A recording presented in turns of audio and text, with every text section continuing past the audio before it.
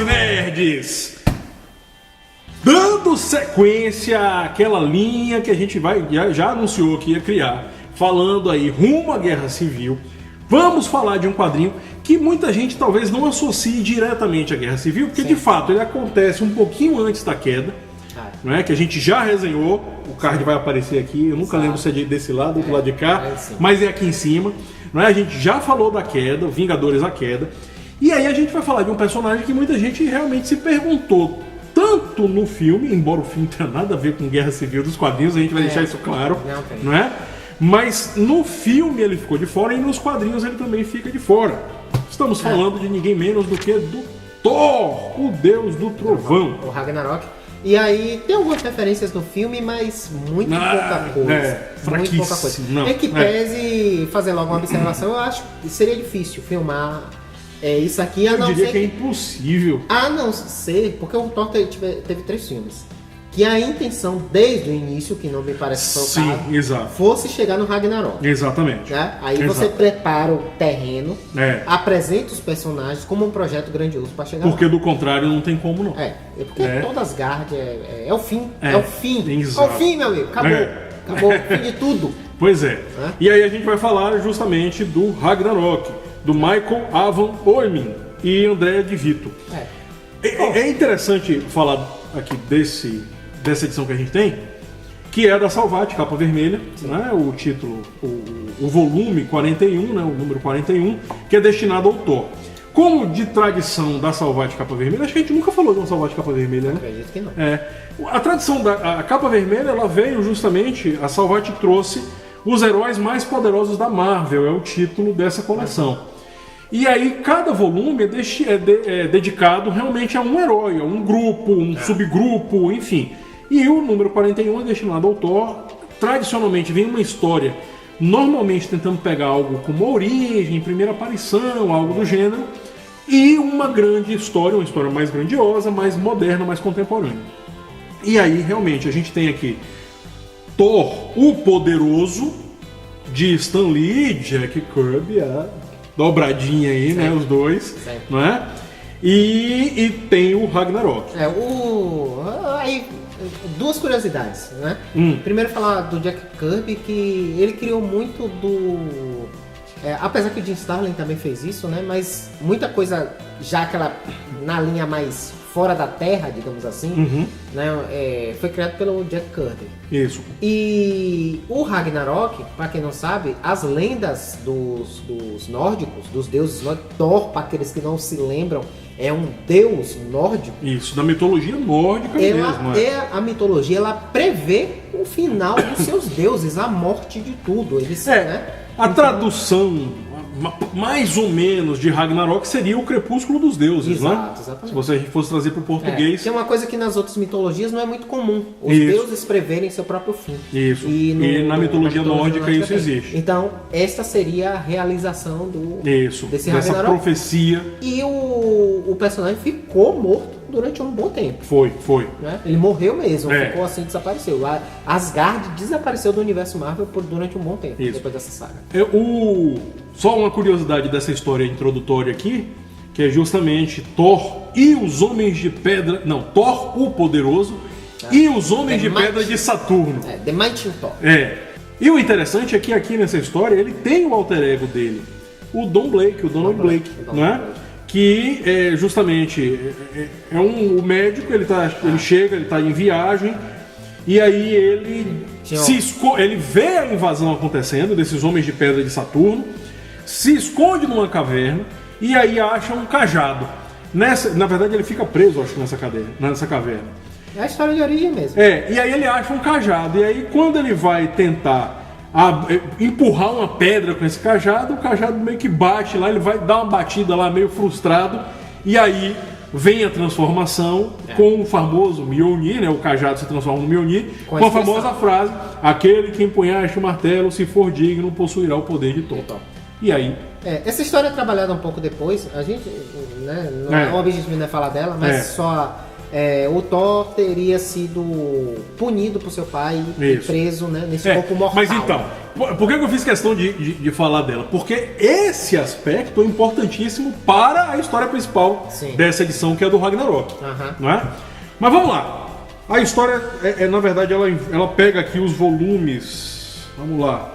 São as edições Thor, volume 2, do número 80 ao 85, que é justamente o Ragnarok. O prólogo é interessante porque mostra justamente os anões tentando destruir... Inclusive Eitri. Eitri, né? Tá lá. Tentando destruir a forja que foi utilizada, né? A forja era indestrutível. A forja não, o molde, né? Então, o molde do martelo, ele é indestrutível. Isso, é. Então, por ordem de Odin, eles sempre ficavam tentando esconder essa forja porque ela era buscada por Loki. Exatamente. E aí, por um acidente, é interessante isso, porque a questão da forja do martelo é explicado quando o Mjolnir foi forjado. Isso. Que universos sofreram transformações. Inclusive, eles mostram que os meteoros que atingiram a Terra e extinguiram os dinossauros, por exemplo, eram meras faíscas. Consequência do da metal forja sendo trabalhado. Da forja do Mjolnir. Exatamente. Então, era um negócio de tão extremo poder. E aí, por conta disso, o Eitri, isso é início da história, né? Ele cai num lago com o molde e o calor do molde evapora o rio inteiro praticamente. Aí Loki... Isso desperta a atenção de Loki, aí ele descobre a localização do... Exatamente. Do molde. Do molde que foi utilizado. E a partir disso ele pode forjar o martelo. Isso. E aí a diferença é que o Eitri contou com a ajuda do Odin por conta da magia de Odin. Sim. Loki contou com a ajuda de Surtur. Exato. Não é? Que é justamente quem está presente nas profecias do fim de Asgard, né? Que é justamente o demôniozão lá. Seria o equivalente ao inferno. Exato. Então Surtur ajuda Loki a forjar novas armas. E aí, meu amigo, Loki vem simplesmente no barco de Hela, feito com os ossos dos mortos. Sim. E aí tocando terror geral. Porque aí ele pega vários asseclas, todos com armas tão poderosas quanto o Mjolnir. Não tão poderosas porque não tem a magia. Não tem a magia do Odin. Mas elas trazem a consequência, isso tudo é início do quadrinho. Isso. A consequência que é explorada no filme, que é a destruição do martelo. Exatamente. O martelo é destruído, na verdade ele fica pelo contato, cotoco, né? Pelo contato com os outros martelos forjados, o Mjolnir é finalmente destruído. Isso. E aí Thor teria que contar com o que sobrou dos poderes do martelo, isso, que ainda é bastante poderoso. Exato. E sua própria força. Porque o martelo ele perde boa parte, mas ele fica um cotoquinho ali, né? Ele aí consegue abrir portais. Isso, exatamente. Mas o que é interessante nessa história? Vamos lá. O contexto deixa claro que o Thor realmente ele sai da Terra para cuidar da casa dele. Sim, porque no contexto dessa história, isso não está já na história, foi contado anteriormente. Isso. Ela se passa no período da morte de Odin. Sim. Então, Odin morreu, Thor recebe os poderes de Odin, vai para o futuro, vê as consequências que levariam à extinção. O Ragnarok, né? Não só dos deuses, porque a Terra também era afetada. Sim. E aí ele retorna, muda os eventos para não chegar nessas consequências. Ele tenta impedir que o Ragnarok aconteça. Isso, e nesse processo ele perde justamente o poder. Inexplicavelmente, quando ele volta, ele está sem o poder de Odin. Porém, ele ainda é o rei de Asgard. Sim, sim. Ele, muito relutantemente, aceita, né, o fardo. Né? Porque afinal de contas ele é o filho de Odin, era o preferido, não é? Sim. Isso é claro. Sim, exato. Né? E aí, nessa história de tentar barrar o avanço do Ragnarok, aí é ele tentando barrar o avanço e Loki também tentando. É interessante porque o Loki mostra que o Loki, na verdade, ele queria era atenção. De fato. Ele acaba ficando, se a gente fosse resumir o Loki da maneira como ele é retratado, é uma criança mimada, quer dizer, mimada não, que recebeu pouco amor, não é? E tá tentando realmente, não, eu quero Asgard pra mim. E na verdade, o que o Loki quer também é barrar o Ragnarok. Sempre se sentiu preterido. Exatamente. né? Mas ele também não queria que o Ragnarok acontecesse. Não, porque levaria a extinção dele próprio. Exato. Né? E ele queria ser, na verdade, o rei. Ele queria chegar ao reinado de Asgard. E é interessante porque aí tem uma série de eventos e vai acontecendo realmente de uma maneira. É um quadrinho que segue num crescendo constante. Sim. Porque é cataclísmico mesmo. As tragédias vão se somando. Uma coisa que me surpreendeu é o tom meio que de... Como eu direi? De adeus. De adeus mesmo. É uma história, ela tem um tom sério. Né? Tem um tom bem sério, muito, um tom muito. de certa tristeza, assim. Então você percebe que é realmente uma edição de finalização. Porque não deixa de ser. Exato, não deixa de ser. A questão é como irá acabar. Você vai lendo, na verdade, para saber como essa história vai terminar. Mas o fim dos deuses é algo que está estabelecido desde o próprio Thor. Logo no início compreende que é o fim dele. Então ele fala, não, então que tenhamos um fim glorioso. Exato. Assim. Mas é o fim. E é também impressionante porque é uma história de autoconhecimento. Sim. Ele tentando entender quem de fato ele qual é o papel dele nisso tudo. É uma versão até que eu gosto do Thor, porque o Thor muitas vezes é retratado como uma criatura extremamente poderosa, porém beira às vezes o idiota. Que é mais ou menos até como ele foi retratado nesse último filme, foi isso que muita gente não gostou. Sim, exatamente. Exatamente. Assim, o Hulk não é inteligente, mas o Thor também não. E aí ele é um Thor sábio. Exato. E é um Thor responsável. Ele, inclusive, as falas dele meio que se assemelha à fala de Bartos, inclusive. Sim, né? sim. Ele dá títulos às pessoas. Sim. E é interessante que o diálogo, né, que é colocado para o Thor aqui, é sempre um diálogo carregado de muita carga de pensamentos mesmo, de filosofia ou de autoconhecimento, de reflexões profundas, não é? A questão dele tentar entender o papel dele, os amigos dele. É interessante, esse clima de despedida vai ficando claro porque chegam 3 convidados em momentos diferentes.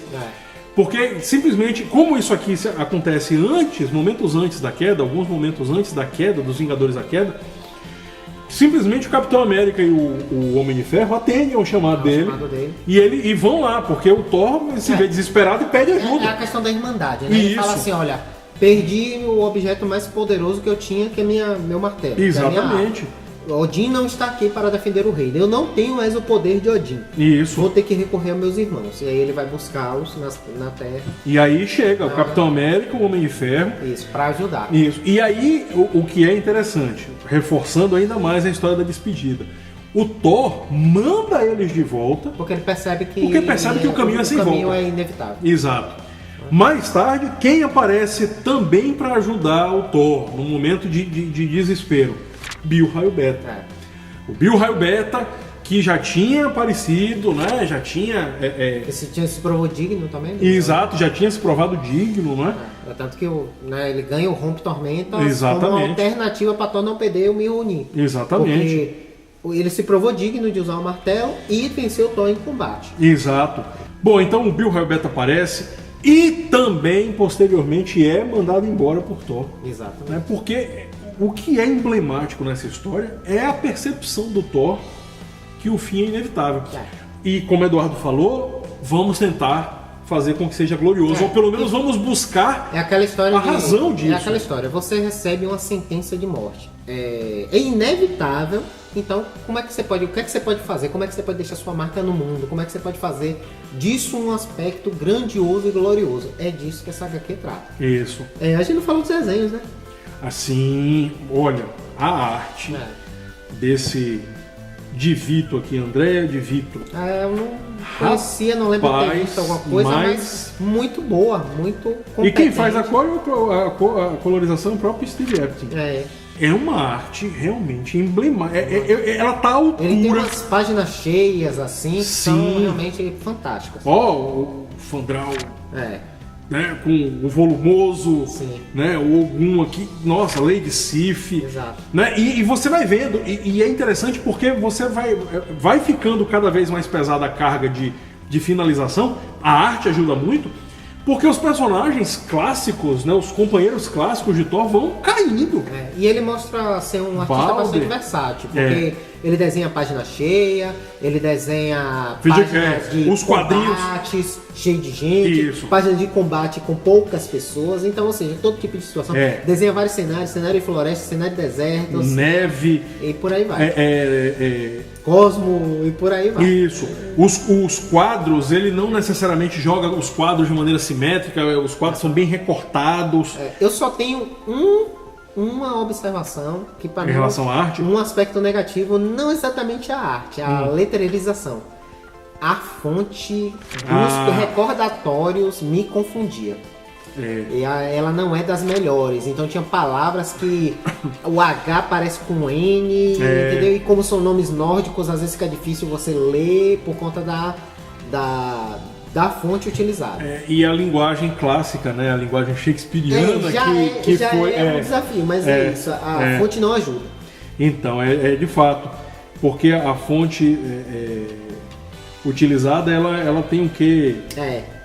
Ela compõe o cenário, digamos assim. Eu entendi a proposta do artista, porém ela prejudica um pouco a compreensão justamente do que está sendo escrito. Exato. Eu não vi essa versão em inglês, talvez no inglês, por conta da própria construção da estrutura das palavras, ela fica um pouco mais compreensível, né? Fácil de ler. Mas no português, de fato, para mim foi meio complicado. Algumas passagens me incomodavam. Eu me senti incomodado com recordatório e depois eu parei, por que isso tá me incomodando tanto? Eu vi que era a fonte. Caramba, é a fonte. Mas tirando isso, o desfecho, uma grande história. O desfecho é glorioso. Sim. Apesar... É digno. É um fim digno do personagem. E é um fim. Exato. Ele ficou... A história, o quadrinho do Thor foi realmente descontinuado durante um bom tempo. Sim. Mas o fim é glorioso. A maneira como ele encerra, o Ragnarok de fato acontece, então ele entende que ele tem que abraçar, mas para dar um sentido à causa. E da maneira como dá o desfecho, o desaparecimento dele é porque justamente a ele foi dado o direito de descansar no cosmos. A alma dele foi realmente descansar. E é realmente uma coisa fantástica essa história. A arte ajuda muito, né? Mesmo com esse detalhe da letra, mas a imersão, as sequências de luta são absurdamente bem feitas. A retratação do Fenris, né? Ele crescendo, né? Porque é justamente o lobo Fenris que vai engolir, né? Asgard, né? Então, nossa, é muito, muito boa. Essa edição aqui da Salvat ficou uma edição muito boa, muito justa, honesta realmente. Né? Na época ela estava saindo na casa dos R$ 39,90. Então hoje, como ela já tem tempo, a Salvat está relançando de vez em quando, né? Então às vezes vem com os preços. Deve estar presente na CCXP, quem for pra lá pode pegar. No site da Salvat muitas vezes você encontra essas edições. A Livraria Cultura que costuma negociar as obras da Salvat, então você pode encontrar lá. É uma obra que vale muitíssimo a pena. Quando eu entrei no site da Salvat, algumas coisas você ainda consegue comprar direto no site. Na Salvat, né? Exato. Então é uma obra muito boa, muito interessante. Se você gosta do Deus do Trovão, não é, como eu disse, embora tenha o mesmo título, a história tem muito pouco a ver com o que saiu no filme. Exatamente. Então não espere que essa edição esteja retratando. Se você gostou do filme, é uma edição completamente diferente. O tom é sério. Exato. O que fica como semelhança ali é justamente a destruição do martelo e... Lá, inclusive, é Surtur que dá um fim, né, no filme. Sim. Aqui já é em tese o lobo, né? Mas tem uma outras consequências aqui que a gente vai dizer. Mas, enfim, é um tom completamente diferente, mas é uma história grandiosa do Então, dá pra ser lida como uma obra isolada, embora você tenha que ter algum conhecimento do Thor, mas dá pra saber, né, o contexto dele, do Odin, a questão da relação dele com Loki, a relação conturbada dele com Loki. Mas, né, essa tem um resumozinho. Tem, na verdade é uma apresentação da obra só, né? Dá pra você te contextualizar. O que é legal aqui nessa, já que é a coleção Capa Vermelha da Salvat, ela é destinada a realmente explorar os heróis especificamente, ou os grupos. Na parte final aqui, tem realmente um resumão chamada Uma Breve História do Thor. Ah, sim. E aí, meu amigo, tem tudo. É um extra. Exato. Aí vem aqui falando, ó pra vocês verem como começam. Há muito tempo. Eras atrás, Búri nasceu. Ele foi o primeiro deus de um reino anteriormente habitado apenas pelo gigante de gelo Ymir e pela grande fera bovina Aldmila. Pra você ver, ele não é nem por Odin, ele começa antes disso. E aí ele vai narrando... Que é o que tá realmente na lenda da então, criação do mundo dos deuses nórdicos. E aí o que é interessante... A água foi o corpo do homem de gelo que derreteu. Sim, né? Então. E da carne dele se forma a terra. Isso. Eu não lembro bem o que é que forma as nuvens, mas enfim, a história nórdica é por aí. E aí coloca ele inserido em contexto histórico realmente, né? A participação dele lutando contra os Vingadores ali, porque ele foi enganado por Hitler, né? Supostamente aqui dentro do universo. O ataque de Surtur. Aí fala das personalidades humanas que ele teve, a Donald Blake, a do Eric Masterson. Aí teve um outro também que o nome é bem nórdico, Sigurd Jarlsson, né? Que seria uma outra personalidade que ele assumiu. Então tem um resumão aqui de tudo. Isso aqui já é interessante. Só essa parte aqui já é bastante interessante. Então, tá aqui, recomendação. É uma obra que acredito que não com tanta... Você não vai ter dificuldade de achar, vale muito a pena. Acredito que não. Exato, vale a pena para você conhecer um pouco do que é o Thor, do que é a mitologia nórdica, porque ele acaba... ele usa muito passeia bastante aqui. Ele usa muito como referência. Exato. Então, e é interessante no contexto da Guerra Civil, repetindo mais uma vez, porque deixa claro do porquê do Thor não estar presente. Sim. Ele estava morto, literalmente. Exato. Né? Então, é isso. Né? Então, como eu disse, obra recomendada aí. Muitíssimo. Se você quer uma obra do Thor que seja icônica, exatamente, nada melhor para você ter nesse tempo do que nada mais do que o fim do próprio Ragnarok Thor e de todos os deuses. Exato. Todos os deuses nórdicos. E ainda de lambuja, uma historinha do início, a primeira história dele aqui. Então, pronto. Finalizando então, mais uma vez, obrigado à nossa audiência que nos acompanhou até agora. E Youssef se despedindo no Ragnarok, o fim de todos os deuses nórdicos. Nossa fase de efeito. E para não termos problemas nem com royalties, nem com direitos autorais e nem com a fome devoradora de mundos e realidades de Ferris, Basinski, Lucinedes. Grande abraço para vocês, pessoal.